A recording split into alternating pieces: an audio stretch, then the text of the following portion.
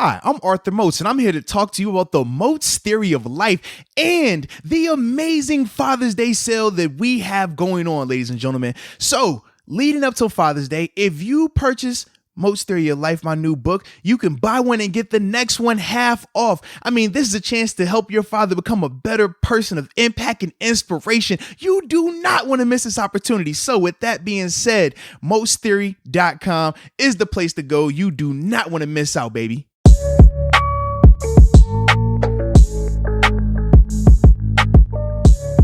What's up? What's up? It's the Arthur Moats Experience with Deke. I'm Arthur Moats, and that's my main man, Deke. What's up, bro? Man, I'm hyped, man. It was a great weekend, man. Shout out to everything that transpired this week, man. Both of my sport interests turned out really well, man. It was a good time. I'm happy. I can't help myself, man. So, yeah. We're going to start off with that? I mean, we might as well, right? I mean, well, I want to hear about it. Because I've done a little, scouting the internet a little bit, but obviously I wasn't watching. I'm not into those respective sports correct. You are, but I'm always interested to hear and absolutely, learn, man. So I guess first off, man, I'll start out with my UFC interests. Anybody that knows me knows I'm a very avid mixed martial arts, boxing fan, like any of that. I'm tuning in for it. And obviously this weekend they had UFC 250, big time pay-per-view event. Amanda Nunes was fighting on the card. She's definitely the clear-cut GOAT when it comes to women MMA athletes. I mean, she's destroyed every single person. You name them, Cyborg, Ronda Rousey, Holly Holmes. Like she's on a tear. And once again, she was just beautiful in her performance this weekend, man. It was a 5-round massacre. I mean, you look at the young lady's head afterwards and you're just like, God, save her. No knockout though. No, but the chick she was fighting, man, like she's known for that. Like she fought Cyborg at the time when Cyborg was still having the is she on steroids or not whole thing, and literally 5 rounds, she punching her head off, bop, bop, bop. She would not drop it. Like it's weird, bro. It's weird. I've never seen nothing like it, man. I'm like, yo, you were built for punishment. Like it's crazy. Yeah, anybody else's head would have been snapped off, but she just It wasn't competitive in the sense, like we saw the one with Johanna Jędrzejczyk, right, where you saw the picture of her forehead swollen. Mm-hmm. Like she was in an actual war. Like her and the other chick were going at it. It was competitive, 50-50 on who won and who lost. Like depending on who you ask is gonna decide that whole debate. Right. But with this fight, it wasn't like that. It was never close. Not once did you think, oh yeah, she got a chance. It was no, it wasn't. That wasn't the case. It was just like, yo, she hasn't. Like she won't go away. Like throw the towel in. It's crazy. There was nothing though up to the end of the match where you said they should throw the towel in. Oh, it was plenty. Yeah, there were. It was plenty of times where you're just like, yo, her head is about to explode. She's a human punching bag right now. And then even at the end, I mean, shout out to Amanda Nunes, awesome, in terms of sportsmanship. But she put the belt on the chick, like, hey, good job.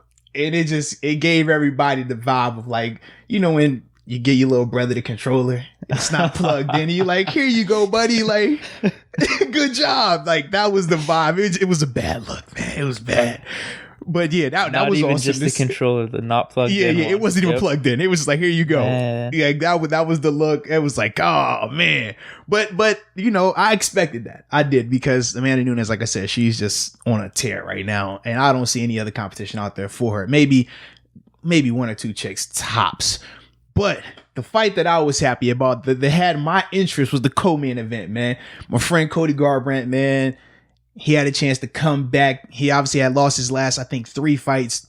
And it wasn't necessarily bad performances by him, but you could just tell he wasn't as poised as he needed to be. In this championship fight, man, when he initially won the belt, he was extremely poised, man. You see him out there throwing his hands, taking his time, working his moves and things like that. And then he had got really emotional in the next 3 fights following up to that, and actually cost him in those fights. So then you see him this weekend, man, and he's back, man, looking good, lightning hands. And literally anybody that's been on social media from Saturday night to the day, you've probably seen the knockout. It was a buzzer beater walk off. I mean, literally he brought it from here and huddle, bombed him in the face. The dude was out completely cold, like to the point, even when they tried to wake him back up to sit him on the stool, he was still falling back out of consciousness on the stool. It was electric. I mean, that's the Cody that any of the UFC fighters that know him and have seen his rise and why he was able to become a champion at 25 years old, that was the Cody that we were all accustomed to. Poised, calculated, lightning in his hands, and it was beautiful. I'm talking, I mean, you jump off the car like, oh, and I literally watched the replay probably 100 times just because you're just like, yo, he really just, it was wild. He really just bombed. And like you said, you said it yourself, like, you're not even a big UFC guy, but it took over the internet because of how just electric it was, man. So for me, man, I was definitely happy to see that. Like I said, happy to see him bounce back because he needed that win. And he gets him right into that conversation at the bantamweight division, man, in terms of being back in the title conversation and stuff like that. So I'm excited for him. I'm glad he's not going to drop weight because he talked about potentially moving down the class prior to the fight. But once he got that win. Why are you glad about it? Well, because I feel like, man, he's perfect for the bantamweight division. He's big enough. He doesn't have to kill himself cutting weight. Whereas if he were to drop down a division, he has to worry about that. And then also if you bump up a division, well, now guys, typically they're dropping down 2 weight classes to fight. So if you go up, you're going to be a smaller guy, and you don't want to be that. You know what I mean? You prefer to be the bigger guy going into these fights. That's why a lot of the times you hear about the weight cuts because you rather be a big guy in your division than be a small guy at your division. So for me, I like him at that because he's healthy at that. When you're cutting weight, man, it messes with you. Does he think it would just be easier in that weight class? Not necessarily easier, but at the time, the division was stacked. And at the time, he was coming off of, like I said, his third loss, 2 to the same guy. So it kind of muddied the waters a little bit for him in that division. Whereas now, well, one of the guys has been suspended because he was on some performance enhancements, which I personally felt led to the 2 losses that he had. I'm sure. So you take him out of the equation. Another guy's retired. So now in that sense, he could take it back. It's back open, yeah, and he has a legitimate shot going forward because of this performance. Now, whenever I was watching the video, I saw on the bottom screen, you correct me if I'm wrong, if he's at this spot in the standings, but I saw a number 9 next to his name. Yes. Is he 9 right now? Well, he was going into that fight, yes. So literally, once he had the belt, this would have been 2 years ago, maybe. So before those 3 fights that he went on the losing streak, he's got the C. He had the belt. Yeah, he had the C. Then from there, because he dropped those 3 fights in a row, even though 2 of those fights that he lost were championship fights, he had lost the belt, then he had the rematch for it. Even with that third loss is what dropped him down. Okay. But then he comes back and wins where he was ranked at 9. Now you're going to expect him to take another big jump. And for the purists of the UFC fans, we're all 50-50 on this. Some people like the rankings because you're supposed to abide by them, and you fight a guy, so you move up and get contenders. It's palatable. It's something easy to look at and say, all right, this is where this person stands. But then you have the pay-per-view model where it's less about your ranking and more about who can sell. Okay. So that's why people didn't like Conor McGregor as much, because sometimes even though he wasn't ranked at a certain place for a division, because he can sell because of his name, because this is when he was coming up. Yeah, because okay, Conor McGregor's in a fight, or even when he fought Khabib Nurmagomedov, he still wasn't a champion at the time. He still didn't deserve that, but because of his name, you knew he was going to sell. So it's like, even though you're jumping these guys at this weight class, and you're jumping those guys. He took a while off, too. That was probably the whole debate at that point, right? So when you factor in those things, that's why he was able to still make those type of moves. And then we would see multiple fighters start doing it. And you heard the term the champ, double champ, because now they're fighting outside of their weight class. So imagine if you're fighting at 170, right? You're the number 2 contender or the number 1 contender. But hey, I'm moving up from 150, 160, but I can sell. Well, hey, even though you're the number 1 contender at that spot and you deserve that next title shot, they're going to let me fight him instead because I can sell more money to you. I can sell more pay-per-view buys. So for some fans, we like, because you enjoy it. You want to see that fighter versus that fighter. But for the purists, you're like, man, this dude has beat everybody to get to this spot and he still doesn't get that chance yet. That's crazy. What side are you on? You know what side I am automatically. I only watch McGregor fights, really. Yeah, so for me, I can see both sides, but I lean more towards the pay-per-view side because I'd rather see the best fight the best. And I know you can debate and say, well, this guy's number 1 contender at that spot, that makes him the best.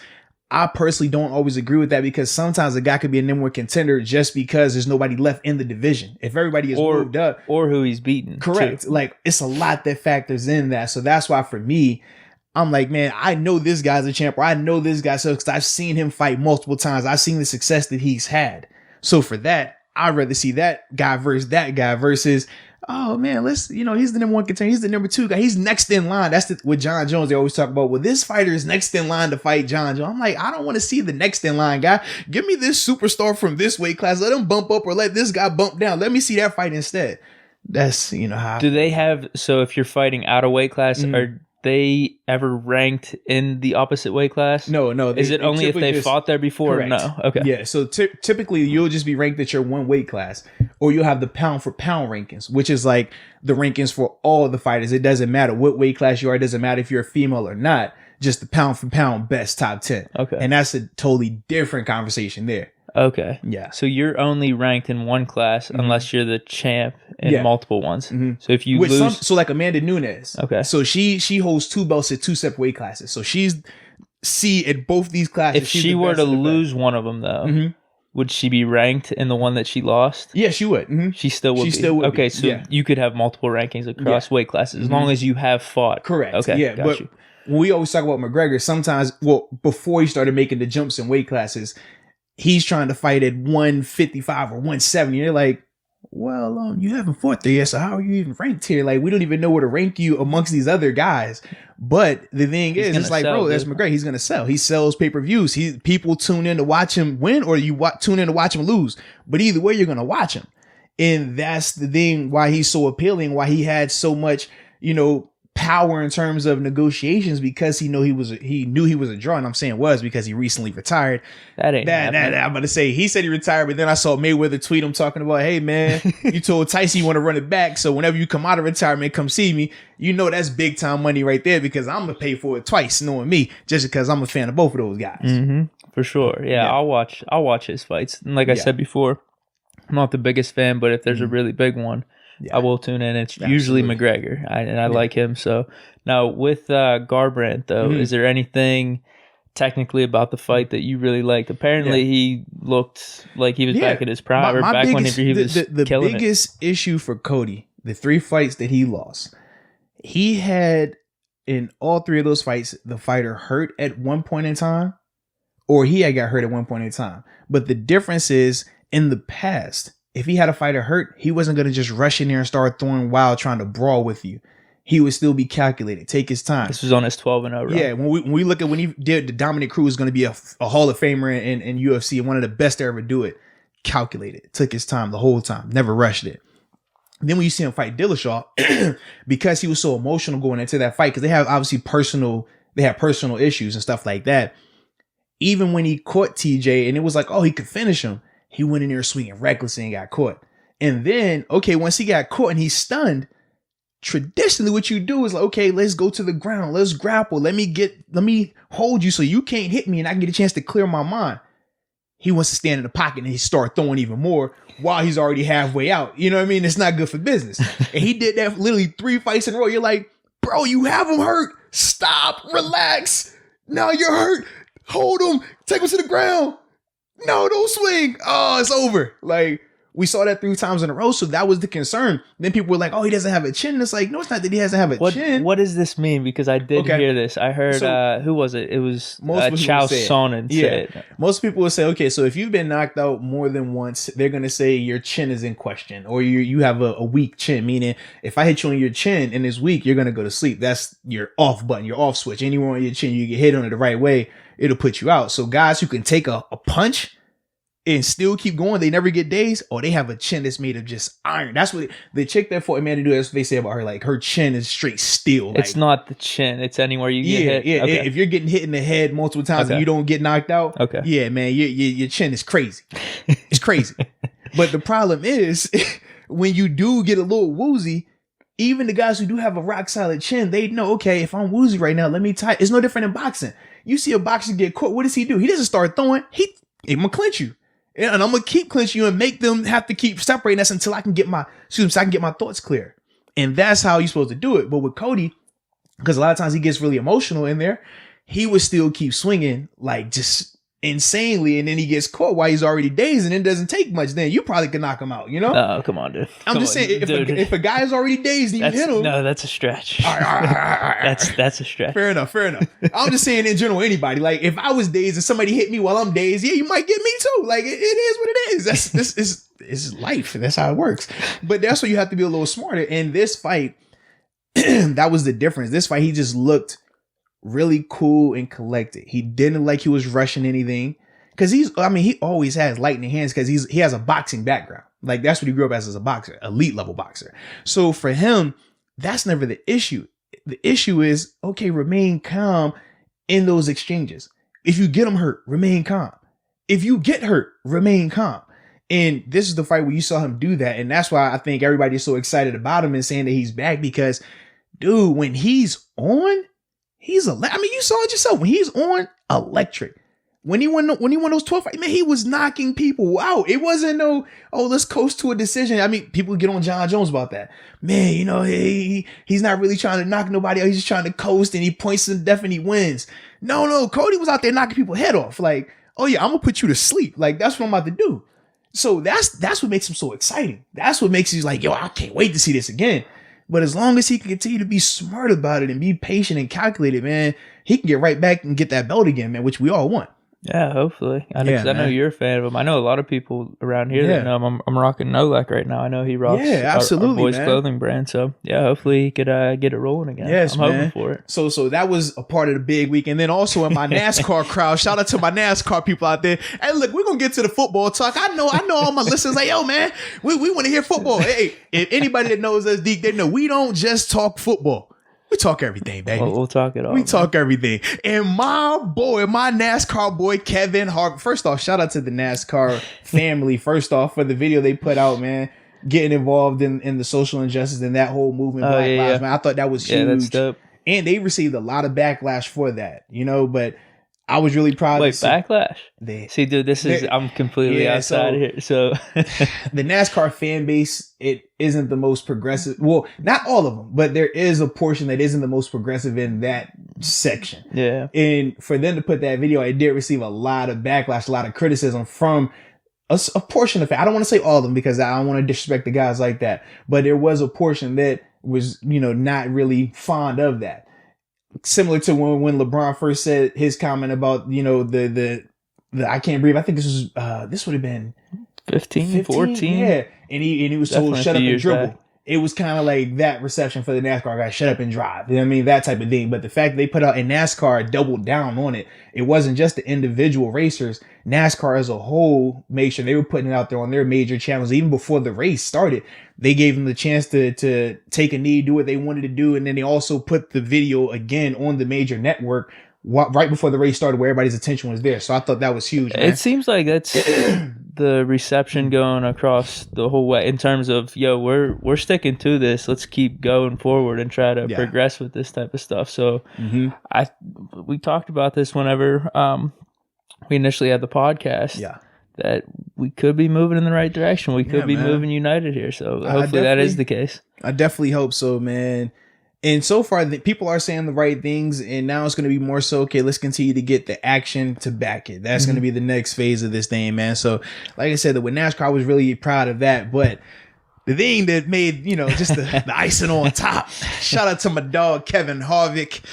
Went out there and dominated. I don't want to say he just won because that's an understatement. He dominated the Cup Series at Atlanta, man.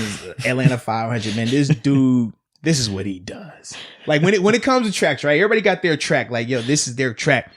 Atlanta, he owns that track. I mean, I think he's won in Atlanta 3 times, but the amount of laps he's led, I think it's like something like 1,100 laps he's led on that track, which is just nuts. I mean, even yesterday it was 325, I think it was 325 laps. He probably led 275 of them things. Like, that's insane. He just owns it, man. And just watching him go to work. I mean, the way the track is set up, man, especially like on the side, the bank is really high, right? And traditionally, you want to ride high on this thing. Never want to go low. Never want to go. That's all they kept talking about, man. You stay away from the low because your car will fishtail out. And you'll see as soon as the guys get lower on the track, right? Their back starts to fishtail a little bit. They lose the grip. You have to have a lot of skill to drive down there. Harvick, that's the only place he wanted to stay on the track. Everybody stand up right down low, kicking it, killing it. I mean, it was one time they showed the camera of him inside the car. He up there with one hand, I'm like, oh, you nasty, you little nasty with it. I loved it, man. And then he was the only car.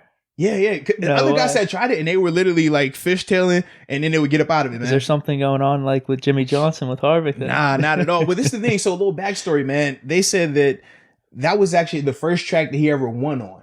Was there, and the way he likes, he just got a feel for that. Well, he likes the way he sets his carpet. He likes to have a looser car, so it rides fast, but the back will do it. But he's accustomed to that. Whereas some of the other people, they don't want their car like that, so that's why they like to ride higher. Damn. So for him, they're just not used to it. They're just not used to it. And for him, he's like, this is what I do. So when you look at the history of Harvick at Atlanta, I mean, his success. Was he the favorite?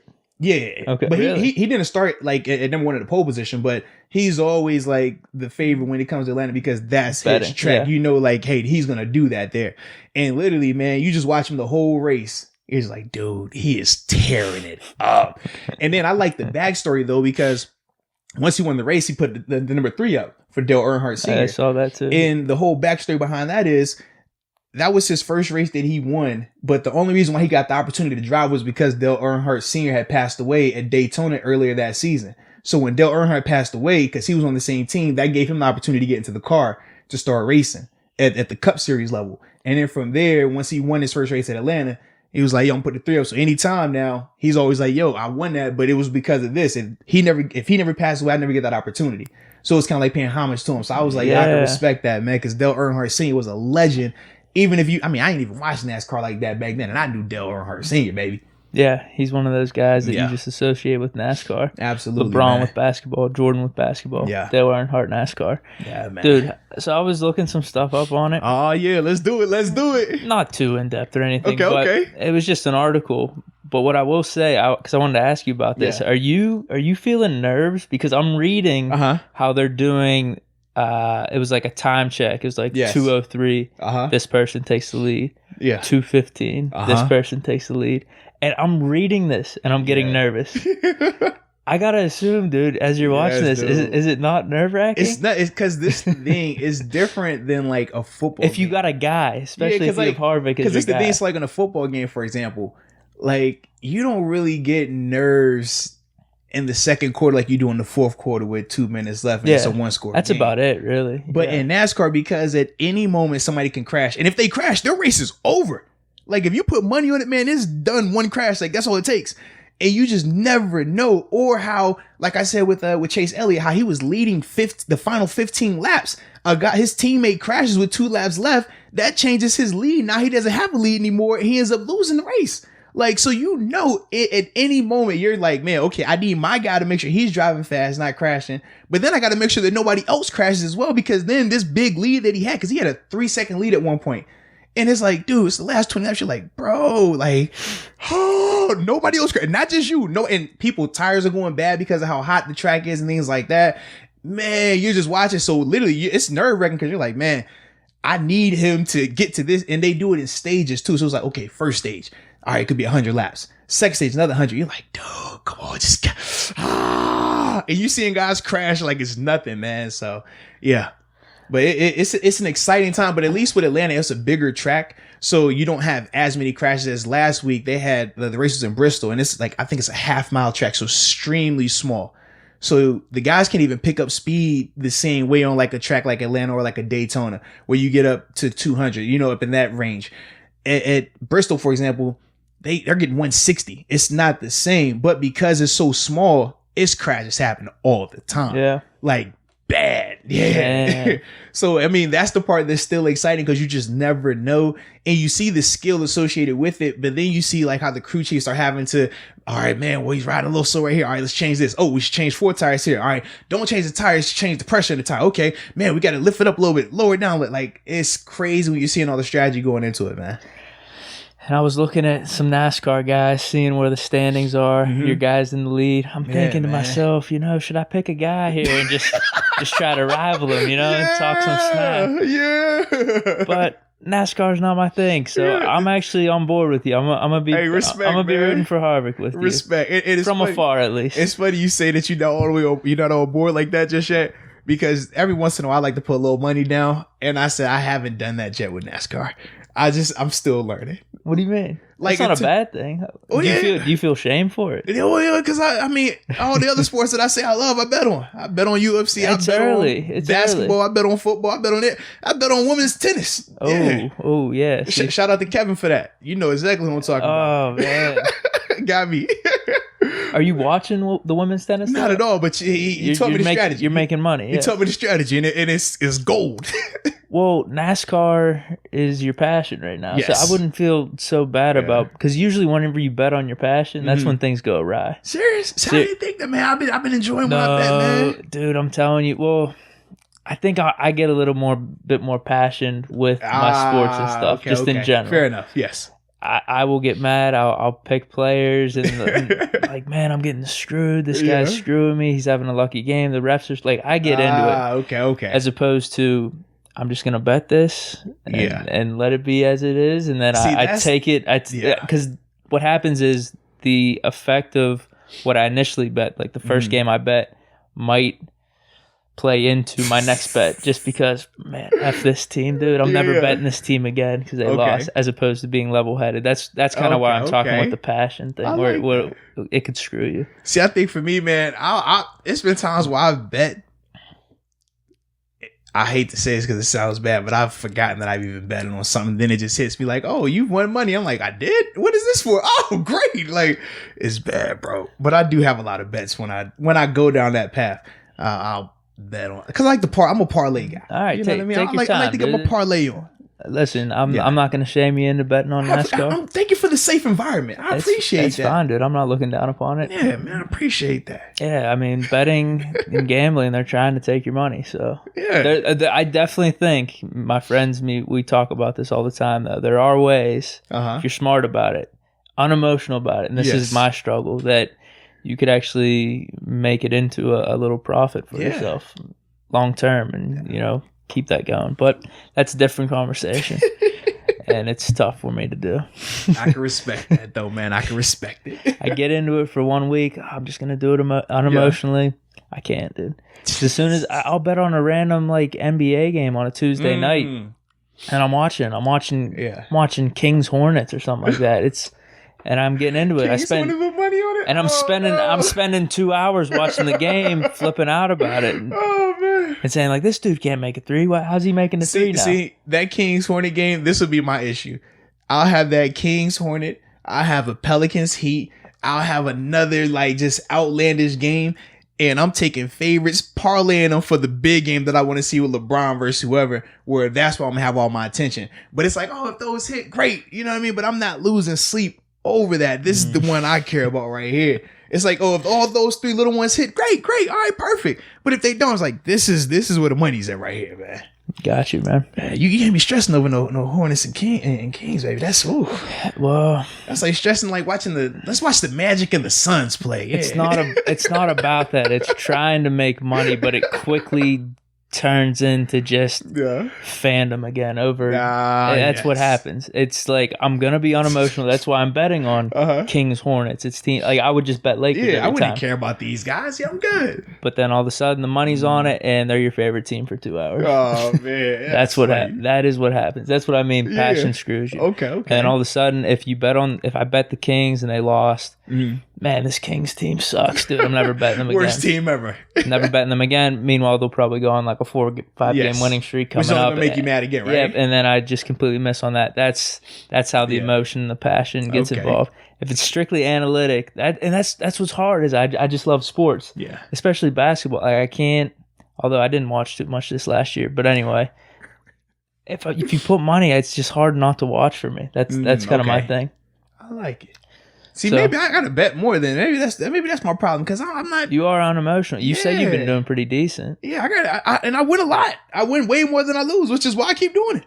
But I'm gonna up the ante a little bit, give me a little more juice in the game. As long as maybe there's a certain number, though, where you start to become too emotional in it. I don't know, though. Because like when I see some of the videos of people, like, they ready to like throw their TV or throw stuff, like, I've never felt that watching a game. That's how I feel. Yeah, I'm so serious. Yeah, so for me, maybe I need to invest more money so I want to experience that emotion. Man, I've never experienced it before. Like, what if you can't feel it? What if you keep doing it, and it's just like this? That's a problem. And it's just this numbing experience too, where man, I can't really get that up for any of these games. It doesn't do it for me. What if you learn about yourself this way? Oh, I would be scared. I'm sure there's a number though. It's got to be a number, right? It's got to be. I would be scared. Oh man, I'll be scared. What? Why would you be scared about that? You just don't have that emotion. Yeah, in you. That's bad for business. What? Sheesh. But you actually played though. But still, when we're talking about putting money on the line, man, a certain number has to get the juice flowing. Okay, yeah. And if it takes way too long to get that juice flowing, that's a problem. That's all I'm saying. Like, let us know. For when example, it is. if 20K doesn't do it, right? 20K is still a good amount of money. What's next? Is it 50K? Is it 100K to get the juice? Like, that's bad. Like, it's bad for business. It is. Did you ever see that? This is completely off topic. The Adam Sandler movie, Uncut Gems. Yeah, I love it. That. Oh man. Yeah. The whole time I'm watching it, I'm just like, yo, this is a train wreck. He can't help himself. Yeah. That's what I was like, though. No. I mean, there's that's way too far. That's way too far. But I've heard stories of people that do get like that can't help themselves. Like they literally are just heavy on the bet. Even when they win the bet, they putting that money back down on the bet, and it's like, yo, this is bad. This is real bad. Like you're neglecting your family. Like this is crazy. Yeah, it's definitely not that. I'd say for the average bettor, it's not that bad. Okay. I think you feel a little bit of that though. Just not the extreme. Gotcha. Because then once it's over, you have your checks and balances where you're like, all right, this wasn't that big of a deal. Gotcha. But some people, that's their life, and that's how they just roll. High stakes gambler all the way through. It's crazy. The only thing I like high stakes is poker or blackjack. Yeah, that's about it. Yeah. But that's for another day, man. We over here giving them everything, man. Yeah. I like it though, Nothing man. wrong with that, though. I'm not too big into those games. Just listen, sports. we know how it is, man. People can relate to everything. It's somebody out here that's going to relate to what we just talked about, and that's how we do it. Absolutely. All right. So, those were the two around the sports topics. Yeah, but now we had big NFL news, big Steeler news in terms of this past Friday. The Pittsburgh Steelers, Mike Tomlin was one of the first coaches. I say he's the first coach because I personally think that he got into the building before Zach Taylor with the Bengals. But yeah, he was one of the first coaches to come back to the building, to the facility, man, in the NFL. Once they officially allowed that to happen, everybody saw the picture by now, man, of Coach T walking in, blacked out, looking great, had the mask on, man, like he'd been working out in the gym. I said, okay, I see you, baby. I thought he was doing the Billy Blanks top bow in the crib while he was working, you know what I'm saying, waiting on this quarantine, man. So, yeah, I was definitely happy for that, man. But I think this is a huge step just because now it feels more so like, all right, it's going to happen. In terms of the season, in terms of things getting back to normal, I always feel like it's little checkpoints that we got to cross. And for a while, remember, nobody was allowed in the building. The coaches weren't allowed back. And even when they did open the building, coaches still weren't allowed back. They just had like your regular like staff, your security, your custodial people and stuff like that. So now with Coach T being back in the building, now you have to feel a lot better going forward because now you're going to get a chance for him to get back in here and just have his influence on the other coaches, the new coaches that haven't even met each other yet. You think about a Matt Canada, you think about an Ike Hilliard, like that's going to give these guys a chance to interact and talk and stuff like that. So in that department, man, I'm definitely excited. And I think that's going to be huge going forward in terms of as this thing is progressing for the season to start. Yeah, definitely a nice stepping stone, a checkpoint, as you mentioned. Now, my biggest thing is, were you surprised he was wearing the mask? I feel like he had to. I know he had to. I was, I guess, a little surprised. I could just see him like being no mask. Well, this is the thing. It's like a lot of I'm sure he had to, though. You're right. Yeah, and the thing is this. It's people that don't want to wear masks, people that don't even believe in the mask. But at the same time, when you're talking about an NFL coach and the immediate attention that's going to get, we talk about how with Donald Trump, when he goes on with no mask at some of these places, how it's such a big deal because it's like, oh man, you're supposed to have a mask on for the health and safety, not just for you, but for other people. So what would it look like if the coach who, I mean, he's not a part of an essential business either. This is football. It's not like the medical field. If he's walking in, and it's just kind of like, oh, I don't care about nobody. I'm just do me. Like, it's not a good look. I'd appreciate you. You know how I am. Right. But throughout the whole time, I mean, we had times we were different in our opinions on this situation. But I think that's the thing. Like, he had to. You know what I mean? I know. Yeah, it is what it is. I know he had to. Well, why does the mask bother you? That's what I'm looking at. I just think he didn't want to wear it. That's all. Honestly, I don't think he really cared.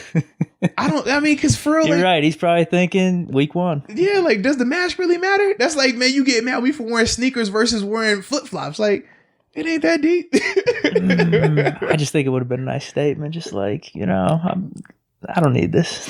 What's the point of the statement? All it's going to do is start another controversy? Is that what you want? Because you know for a fact it would have started that. You think? Come on, son. Stop playing. Stop playing. I think people would have been like, all right, yeah, I respect Coach T. It would have been a cut of 50-50. Yeah, right. So isn't that the issue? 50-50 though? Like, are we going back to that? I personally don't want that. Not when it's not unnecessary. You want some unnecessary controversy for what? For a mask? No. Like, what? It ain't that serious. You think Coach T wants to wear Steelers gear every day he walks into the building? Yeah. No. Not at all. Not at all. Every single day? It's fashionable. Not at all. No, you don't want to wear the same Steelers stuff every single day. It's comfortable. No. Nike. No, you don't want to wear every single day. You don't want to wear that. Not every single day. But he does. You know why? It's part of the optics. Got to do it. He did have to do it. Yes, I agree with you. It is what it is, man. I agree with you. I don't know. I could have seen him not wearing it. Yeah, man. You just want to stir some trouble. That's it. No way. Yeah, no way, dude. You've already said, I might drive to West Virginia so I don't have to wear a mask. Just to cause trouble. If you want to drive to West Virginia to go get the same thing you can get around the corner and all you have to do is put a mask on your face, man, you just want to waste money and gas, bro. No, dude, that's me. Like, I swear to God, man. It's something, I don't know what it is, man. It's just something I don't feel good about. Hey, I understand, man. Hey, I would rather save my gas and my money and just go right around the corner to the store and just put the mask on, deal with it is what it is. It ain't that serious. Then me driving a whole hour and a half to go over here just so I ain't got to wear no mask. That's hustling backwards, in my opinion. For me. I understand. I don't know. I don't know why. I guess I'm assuming from like however far away, bird's eye view, that I was like, man, I think Tomlin would, he just wouldn't wear a mask. I think he's on my side with that. But yeah, probably if I'm the head coach of the Steelers and walking in, I'd wear the mask. I probably have to. Hey, everybody else in the building is expected to wear a mask, and now you walk in there with no mask. Well, if it was optional, I mean. But like we said, a lot of places it isn't optional. Yeah, it's. I apologize for bringing it up. just because. You go ahead. Nah, just because it's. You're right. It's a non-issue. I guess I was just trying to be a little funny with it. The thing I find funny is, why is a mask such a big deal to people? It is to me. I don't know what it is. No, but it's not just you. A lot of people really are on the fence, like, mask, no mask. I'm like, why is it that serious? It is, dude. I don't know. It's like a symbol to me. I don't know what it is, dude. It ain't that deep to me, man. It is, man. I don't care. Money's still flowing. That's all that matters. It's I don't know what it is. It's something about just not wanting to do what you're told. Like, it's, do this, and you almost want to do the opposite. So why is it that you wear a shirt when you go into a store then when they say you have to wear a shirt? Plenty of places say shirt, pants, shoes, not optional. You got to wear it to go in there. So why do you wear the shirt? I mean, there have been times I haven't, but the 95% of the places not saying in complete no shirt. I'm saying I've had it like buttoned down and stuff. No, I'm saying like the no shirt because he had the top part done, the bottom part was undone, the strings were hanging. You could see that. Yeah. Man. No, there's just certain things as individuals we all have our thing. I think we all can agree with in society. Yeah, wear a shirt into a store. I think we can all buy that. But the mask thing, it's just, huh? What about a seatbelt? It's for safety of you and others. I mean, technically, isn't that what they're saying the mask is, though? Huh? That's the problem, though. Yeah, let's go. Do you buy that or not? And do you buy the seatbelt part then? I do buy the seatbelt. Why is that? What's the difference? People have died for both, right? People have died when they didn't have a mask on. They got sick. All right, cool. People have crashed when they didn't have a seatbelt on. All right, cool. It's the effect. It's the effectiveness of the mask. That's the question. Well, isn't it the effectiveness of the seatbelt? No, the seatbelt works. You sure? The seatbelt works. Yes. It's either you're flying out of your window or you're staying in your seat. I mean, they don't have a seatbelt on jet skis. What do you mean? So I'm just saying. What do you mean? You can fly off a jet ski and die, can't you? I'm just the technology isn't there yet, man. I'm just simply, it ain't that hard. Just good. Oh, jet skis. I was just thinking skis for a second. Oh, no. Like jet skis. Yeah, I was going to say, what's the technology with skis? The technology with... I'm looking at it now like, yo, that'd be crazy. A jet ski. Yeah, man. That's same safety, right? I don't know, dude. Effectiveness of the seatbelt. If they implemented it, I'd be down with it. Motorcycles don't have them either. I don't do either one. So it's optional. It's not a problem to me. A seatbelt is optional, like a mask. Then it is optional. Yes, it definitely is optional. Then. So there you go. So don't wear a seatbelt and don't wear a mask, man. You be fine, bro. It's my decision. I'm choosing when I want to look out for my safety. But here's the problem, dude. No. Here's the problem. Because if it's just a matter of fact if you think it's safe or not. Yeah. So that's it. Fair enough. I think objectively a seatbelt's safe. The whole mask thing, objectively, I don't know if anyone can say that. This is the thing. I don't think it's easy to say that about the seatbelt because you remember they didn't start making seatbelts mandatory until probably 20 years ago. You ask your parents' generation, my parents' generation, it wasn't mandatory to wear seatbelts. In fact, that was just a cool thing. No, and in fact, they said if you wear a seatbelt, the likelihood of your head getting chopped off. That was the whole debate then because, oh man, the seatbelt, it cut the person's neck, it chopped them. Yeah, man, it was too tight. Yeah, that was the whole thing then. So seatbelts, that was the same when we talk about the mask. Seatbelts went through the same phase, man. That's all I'm saying, bro. The mask isn't going to last the test of time, though. I'll tell you that right now. Well, I hope it doesn't. Because that would mean that, hey, people are healthy, virus is gone, or virus has vaccines, then we're good to go. But even with that being said, you act like in Asia, they still weren't wearing masks before COVID-19. Anybody that's walked through an airport, you've seen numerous Asian people with masks on, and that was the whole thing. They want to protect themselves from whatever germs are out there. Simple. Hey, surgeons wear masks all the time, man. It is effective. They do. Field, man. They're just walking around and they were. That's all I'm saying. They were different, man. I'm just simply saying, man. Germs are germs. I'm just not about it. I'm not about it, dude. Hey, man, it is what it is. Don't be about the seatbelt either, man. Live your life, man. Nah, dude, that's why you want to let the government control you with a seatbelt, man? That's completely different. Have you ever had the seatbelt save your life? Huh? You ever needed the seatbelt? No, I haven't crashed. So how you know it works then? Come on, dude. Come on, dude. I'm just saying, because personally, you have an experience where the mask could have protected you, right? Or could have not protected you, so you don't believe in it. So all I'm asking is, why don't you have that same thought process when it comes to seatbelts? We've seen on TV the videos of people crashing with no seatbelts and them flying through the window. We've seen on TV people dying from COVID-19, and they said, well, they have a mask on. So what's the difference for you? That's all I'm trying to figure out. I just don't think it was the mask. That's really what it is. Well, maybe it wasn't the seatbelt either. Come on. No, that's just not it. That's just not it, man. I'm just messing with you, man. I know, it's so man. Good. I probably shouldn't have brought it up. I was trying to be funny. I was just like, I like when you do it though, man. It takes us here. Yeah, I guess you got maybe a little something out of it, a little learning thing where. Yeah. I like your point of just maybe how the seatbelt was viewed back in the day where let's be real. There's an evolution of mindset, but I am telling you this right now, the mask isn't going to be like the seatbelt. It's not going to stand the test Well, of time. I do laugh anytime you feel like you got to double down and say like, down. It's this, is that, because we know your track record sometimes is the best. See, I'm good. I'm good on long-term stuff. And I'm telling you. Because you said sports weren't going to go away either. Huh? I didn't want them to. You said they weren't either. And then you was like, "Oh, it's only gonna be 2 weeks. They'll be right back." I didn't think they should. You doubled down, tripled down on it and everything. I thought a month was good. Yeah. Or Kevin Durant. Oh, well, yeah. There's too much fish. Oh man, I lost my money. I had a chance to win. The Kevin Durant. Durant. Yeah. What about the 14 months? I'm not playing this year, this season. Period. It's his call. It's his call. Yeah. Go with it was a great call. It was the right call. As long as the Nets weren't the one making the decision. They played into it. They went into that though. Huh? They were part of that decision. Do we know? Yeah, he said it. They talked about it. Both sides. And they said again, man, why we got to keep addressing this? That's it, as long as he's good with it, I'm good with it. Yeah, man. Yeah, you media people trying to pressure him to come back and mess something else up. I wasn't pressuring him. Man, it's been 14 months. Kobe Bryant came back. This guy came back. Did you look what they looked like when they came back? They did not look like that. Dominique Wilkins looked good, but to an extent. He looked good, dude. To an extent. The whole thing with him coming back, it was just if you want to come back, come back. It would make sense. There's the science behind it for you coming back. It would not make sense. No. Take your time. Take your time. Don't rush that thing. Teach their own, dude. I like it though, man. It's all love. It's all love. Apologize for bringing up the mask.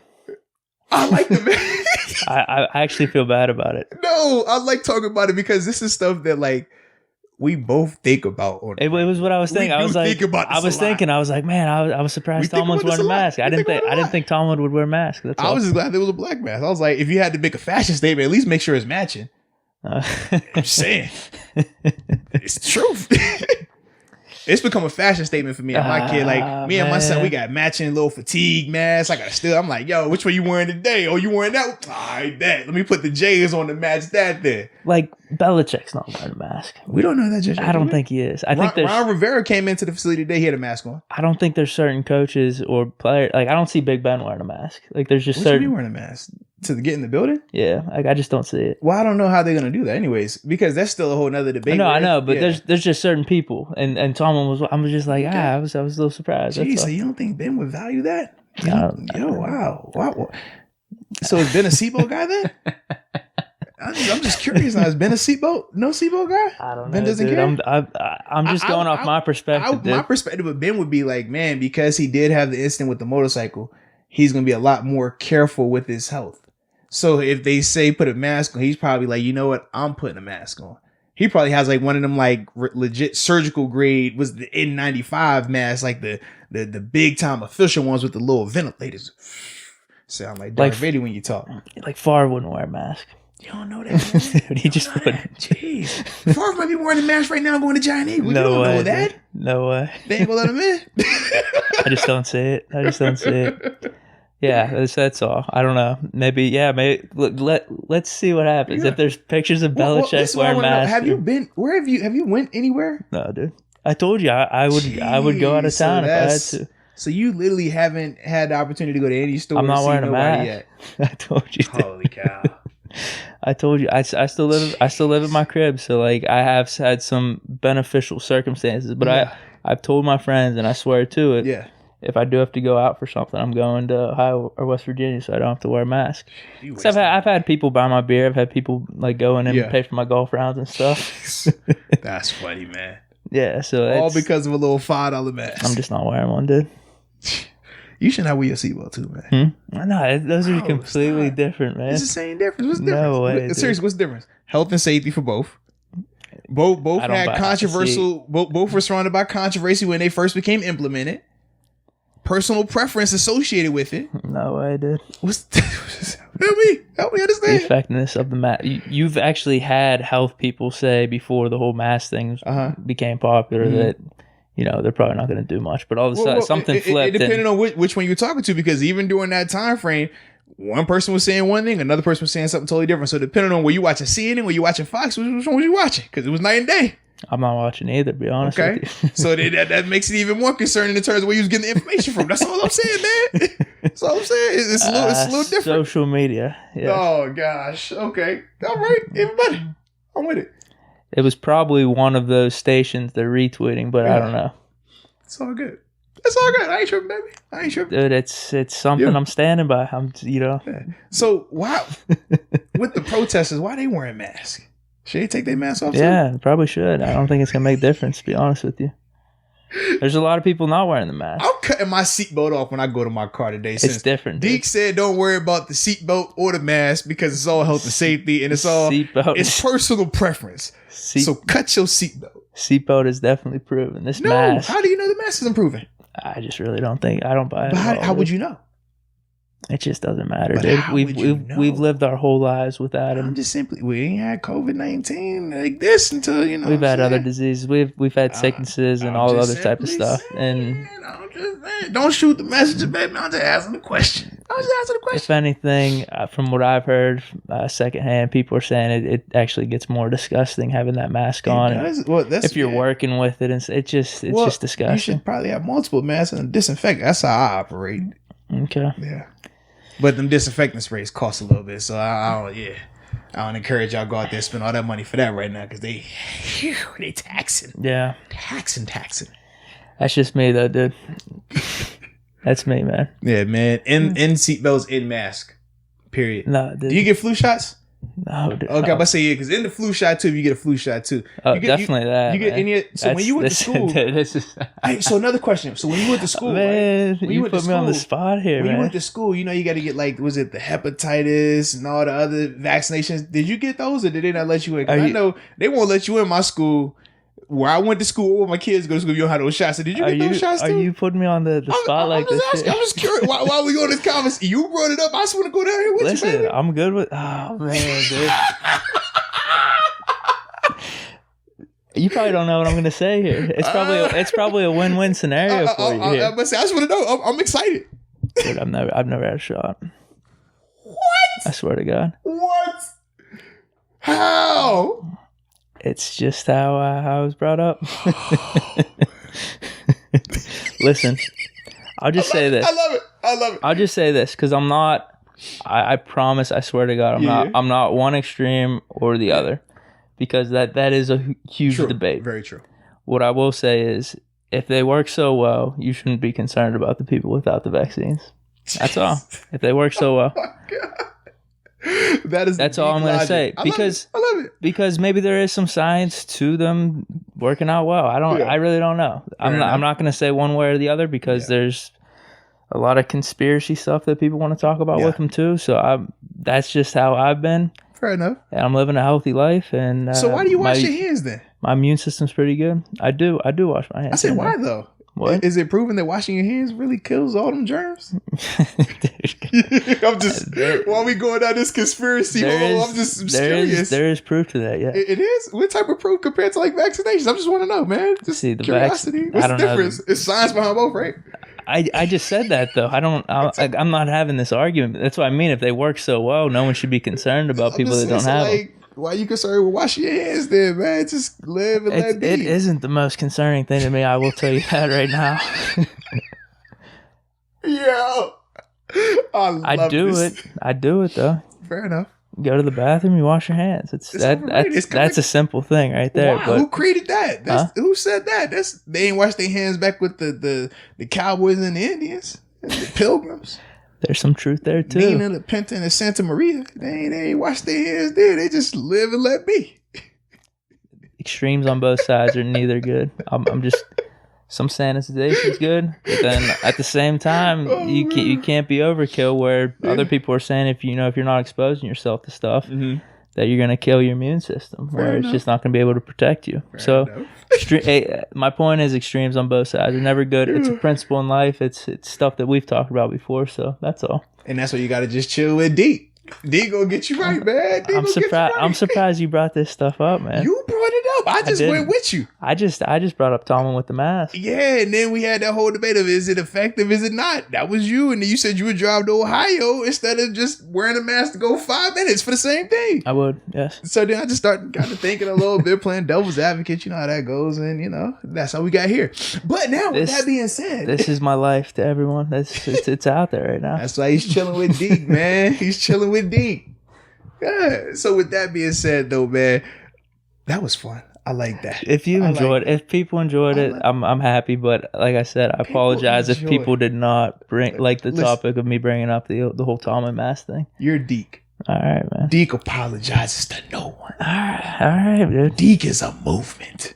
Okay. We've already talked about sex symbol Deke, the one with no shirt on with the blaze. We've seen that Deke.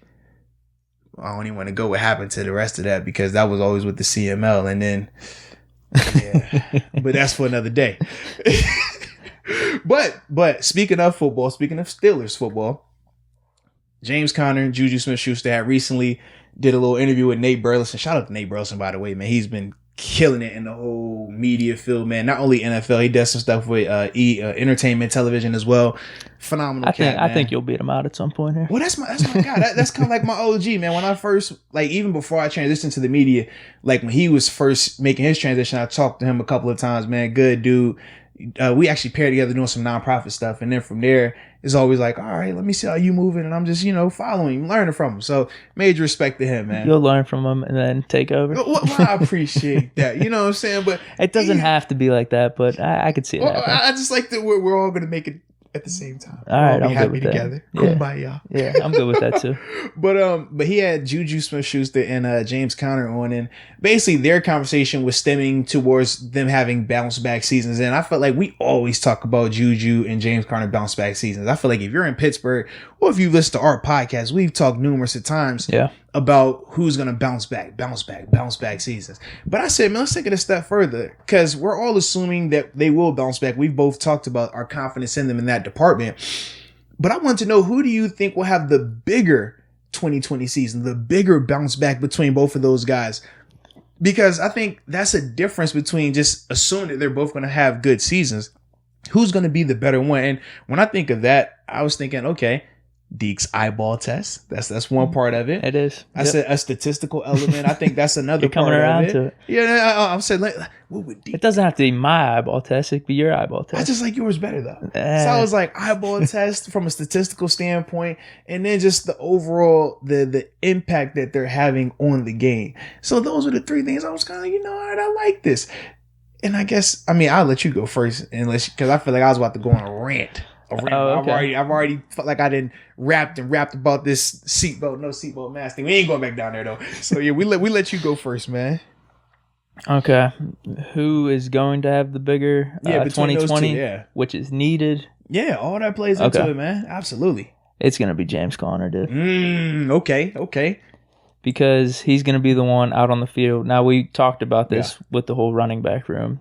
What is better for the Steelers long term? Mm-hmm. What's better for their offense? What's better just for the running backs in general? Yeah.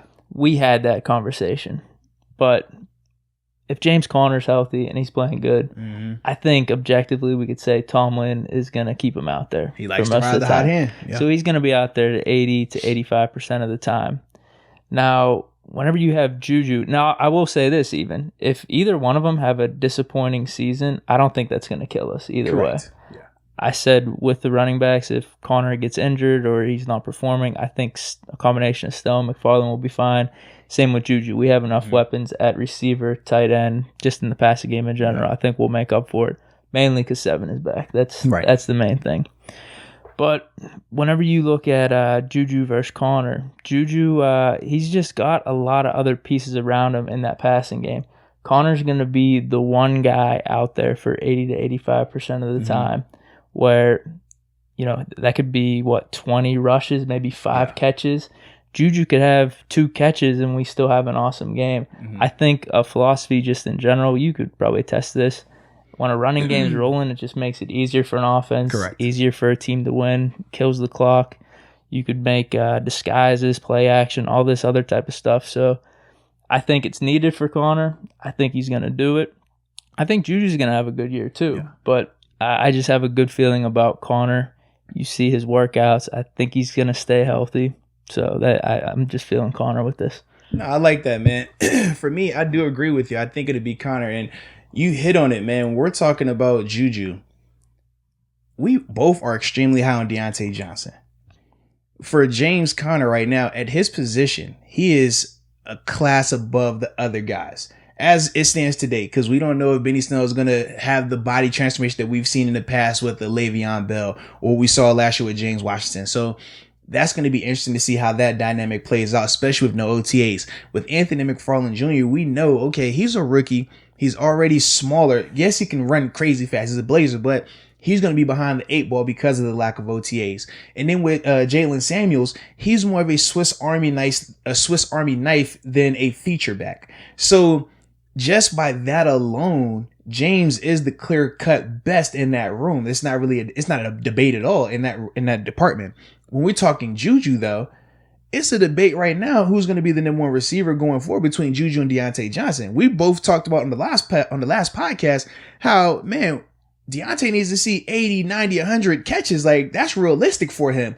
And we know if he did that, 53 catches last year and the success that he had without Big Ben, you have to assume that that's going to go up, and he's definitely deserved that. But then we also are high on Chase Claypool because of what he brings from an athletic standpoint, being a big body, fast target. Then we saw the emergence of James Washington last year. So when we're talking about JuJu, it's not clear cut that he is the best in that room right now. So when we're looking at that, it's still going to be a conversation or debate of, all right, how much attention is he going to be getting? How many throws, how many targets? And that's where I'm like, man, I don't really think his impact is going to be as crazy as James is because of the opportunities there. I think when we're looking at James, the amount of quantity that he's going to have just by just being out there, like you said, man, the rushes, the catches, like he's going to get a ton of opportunities. So even if his impact isn't felt on a singular play, I think the accumulation of that over 16 games is going to be a nice body of work. And it's going to be something that we can say we felt every game. Whereas if JuJu, you hit on it. He can have one game where he has 2 catches. He can have another game where he has 7 catches. But the impact is going to shift, I think, week to week, depending on how Eric Ebron is impacted. Again. Yeah, we got so many other weapons. McDonald, how would Chase Claypool, how would Deontay Johnson, how would James Washington, like, you look at all these other guys. Listen, we're all saying that well, not all of us. I've said that since Ben's coming back, even before the injury, we would rather him balance the offense out just a little bit, take a little bit less of those pass attempts, right? Slow it down a little bit, run the ball more. There's no way you can do that and still have Deontay Johnson get 100 receptions, JuJu get 100 receptions, Chase Claypool get 60 receptions, James White, like Eric Ebron get all these receptions. Like, it's just not enough. Like, that's not going to happen like that. So when I'm thinking about all those things, everything is pointing to James Conner. And I understand we're going to have the whole discussion of, well, health or no health. Right now, we're having the conversation with the assumption that everybody's going to be healthy, because otherwise there's so many different rabbit holes we could go down in terms of, well, if he gets hurt, well, this guy got hurt with that. And we don't need to do that right now. But in that regard, man, I definitely think James is the guy. And I don't want to say it's going to be a large margin, but I do think it would be a comfortable margin in terms of, okay, it's comfortable that, hey, this guy was better this season. He had the bigger impact this season. But will they both have good seasons this year? Absolutely. I think they will. No, I definitely think so. Now, I was looking back when Conner was healthy, that 2018 season. Yeah. And he had a really good year, actually. Yeah, I think that was a really underrated year. I was looking at those stats and everything. Yeah. The games he played bad, or I'm going to throw the Oakland game in here too, okay, where he was completely out and our running game was terrible. Yeah. We went 1-4. Mm-hmm. Games he played pretty well to really good, we went, I think it was like 8-1 or 9-1. That was on that season. Yeah, that was that season right there. Even though now right. I could bring up certain games. One of those 1-4 games that we went bad was whenever Ben let us back in the Jacksonville game, kind of just put the team on our back, and he just had to do what he did, or do what he does. You know what I mean? I forgot, how did that game get to that point? I can't remember, but I just, second half. With the team, how did it even get there? Leading us to victory. That's just, that's just what he does. But then some of the other, like the Kansas City game, I think we should have won too. Conner had a bad game there. But just in general, that's just. But then it was a slow start, that game too, though. Didn't the Chiefs jump out to a big yeah, we had to throw a ton. But just in general, I think that plays into the point of, all right, running game's good. You have a great quarterback with you. The offense is going to be rolling when that happens. You know what I mean? I like that. It is funny, though, with stats. You could use them to back any argument you want or tear down, because you went to 2018 and you talked about James Conner on the field, the amount of wins and losses, James Conner off the field. This past season, it was flip-flop. The games that James Conner was out there, their win-loss was a lot worse than the games when he wasn't out there. They won a lot more. And that was the weird dynamic where they're like, do you want to go that road? Because technically, that's just going off of the... No, Ben's the main factor, though. This is just like icing on the cake. But see, you say Ben's the main factor. That 18 season, I can say AB was the main factor. Ooh, I don't know about that, dude. What? The main factor? We could say co-main factors. I won't argue there, but... Okay, co-main factors. Nah, I'm good with that. Either way, we could say that. He was a large portion of that.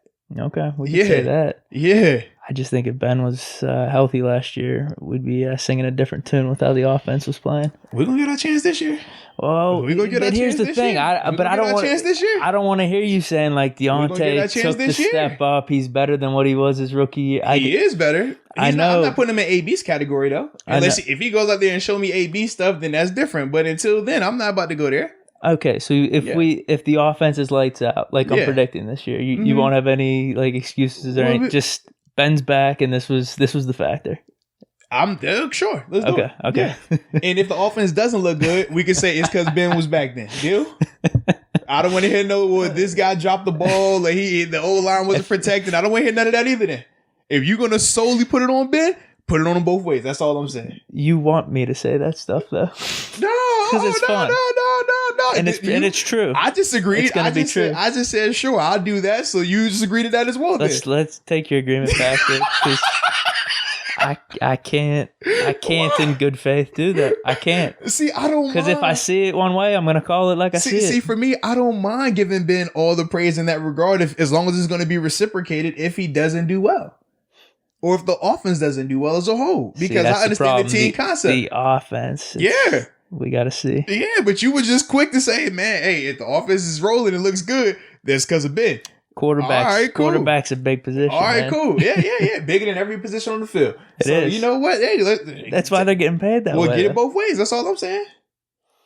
Well, all right. Why are you even nervous? I'm banking on the offense looking good. This is going to be an amazing season for the offense. Yeah. Fine. I just don't even think you're gonna hold me to it. To be honest with you, I'm not because that'll hurt you too much, man. I already know that, bro. It's all good. Cause see, for you, I feel like it hits different. For me, I'm like, I want them to do great. Period. You are going to have the credit. I don't really care. But for you, I mean, we saw this even with the CML. If when Seven was having some rough games in the CML, the Corona Madden League, for those who don't know what we're talking about, I can see how just the video game portion of it was affecting you. When he had 3 picks. God, he had 4 picks this game, 2 pick sixes. Like, you were crushed. I'm like, for me, it ain't that deep. But like, it's different, like how you view Ben. Like, I'm not going to be a jackass. Connor has 150 yards on the ground and 2 touchdowns, and Ben throws for 200 yards. I'm not going to say, oh, Ben won us the game here. You just said the Jacksonville game you won it. He did come back and win it for us. Yeah, but how did we get there? Jalen Ramsey. Oh. That was foggy, dude. JuJu made the crazy catch. It's just foggy. That was a good pass. See, that's what I'm saying. It's both. Both. The defense was crazy. It's cool, bro. I just don't know many quarterbacks leading a team back like that. It's cool. You might get some. What? You might get some hiccups at the beginning. You don't know many quarterbacks lead. So Brady doesn't do that. There's about 4 or 5. Manny won't do that. Russell Wilson won't do that. Mahomes won't do that. Yeah, that's Deshaun Watson did that. We've seen it. Oh, don't, because that's what you came in here praising the game versus the Bills. You all, it ain't how you start, how you finish, man. Hey, you see, he just got the clutch factor, baby. I told you. He doesn't do it as much as those other guys. Here you go, man. It's all we good, We still got to see it with him. He's still got like another level to go. I agree. He does have that it factor, though. I did talk about it. So he passed the eyeball test. He does, definitely. But now the Texans are sending away his talent. I don't know what he's going to do down there. Yeah. His stock's definitely down with how the playoffs ended last year with the Chiefs. If you're good like that, it doesn't matter. Their defense kind of screwed him in that game. That was the whole Aaron Rodgers argument, right? It doesn't matter who you put around him. It's Aaron Rodgers. You can go out there and ball out. It does take a team, dude. It does. No, it doesn't. It does. No, it doesn't. Patriots are the only ones. I don't know what the hell they're doing up there, but just quarterback gets all the praise. That's all you need. Well, actually, a lot of offense and defense, man. Just quarterback. That's it. I'm with it, bro. Let's do it. They've always had a top 10 defense, and they're in a crappy division. Mm-hmm. Don't matter in the playoffs, though. Those factors play. Division don't matter in the playoffs. That's all I'm saying. Man. Home field. It doesn't matter in the playoffs. Screwing with radio signals. It's still 100 yards. That's all I know, man. Screwing with radio signals. I don't know what's all going on up there. And I was talking to you about this before. I was watching a documentary on Belichick. I'm like, man, I don't really know how to feel about him. Because one day you could catch me, I'm like, screw him. This dude cheated. He screwed us out of a couple Super Bowls. At the same time, it's just like, how the hell does he keep doing this? Yeah. And staying so consistent, and it's just matter of fact, stoic, and I'm trying to win football games, and this is what I'm going to do. And he does build a team a certain way, and it's successful. So you can't knock him for that, though, too. It is what it is, man. Yeah, I don't know how to feel about it. I respect Brady a lot. So what? No, I'm with it, bro. I'm with you. Yeah, I'm with you, man. Anything else on JuJu and Connor? Man, no, those are the biggest things, man. Because like I said, both of them are gonna have good seasons. I think I think all of us can agree on that. I definitely think so. Yeah. And this is always, like I said, with the underlying tone of this is barring injury. We're just fully expecting them healthy, full season, full body of work. But yeah, like we said, because of how crowded the receiving room, including tight ends, is, compared to the running back room, just by opportunity alone, I think James Conner. But then, like I said, man, you see how big James Conner back is, man. That thing like 30 backs put together in one, man. That's He's 25. I think he's hitting this. This is like the front of his prime here. Just bought his daddy a new truck too. Shout out to James for that, man. That was beautiful. That was a beautiful scene, man. So I'm with it. I definitely think it's gonna be a big year. Yeah. I like it, bro. All right, dude. Well, is that all we got here? Yeah, man. Why are you smiling, dude? You're thinking back to that whole. No, it's all good, man. I'm just enjoying life, baby. The mask thing. I just stand by it, dude. I stand by it, man. Listen, you don't gotta make me believe, baby. I know you, Deke. I'm with you. All right. I'm on your team. I like how you revolt against the masses. I like it. Because everybody, it's so easy for everybody to go right. You're like, no, I'm gonna go left. I like it. But it's not just to go left, I don't think. You might think that. I think that's what we differ. Sometimes I think there's some people that think that, but nah. If everybody's going right, you're gonna go left just because. Some people, like my friends, have thought that. Yeah. Actually, not my friends. My girlfriend has, but see, boom, and she probably know you better than anybody in here. She says that, but I think at the same time she knows that I definitely do think a different way. At least I try. I try to critically think about things. One day I want to just break down the method to this madness one day. Just to get a better comprehension. Every time we go, I'm always like, I'm learning from Deke. This is fun. This is learning. Cool. I'm learning from Deke, man. I hope you learned something. I don't know. Yeah, man. So it's all. I hope people enjoyed it. Like I said, I feel bad if that conversation got off the rails or anything. Nah, man, dude. Like I said, you don't apologize because you Deke, bro. You let them know. All right. You gonna listen to it. And you gonna like it. All right. Because you're chilling with them. Works for me, dude. And there we go. So yeah, man, y'all enjoy yourselves. If you want to wear a mask, wear a mask. If you want to wear a seatbelt, wear a seatbelt. And after that, man, you good to go, baby. All right. So appreciate everybody for listening. Appreciate everybody for viewing too, man. Until next time, bro. Peace.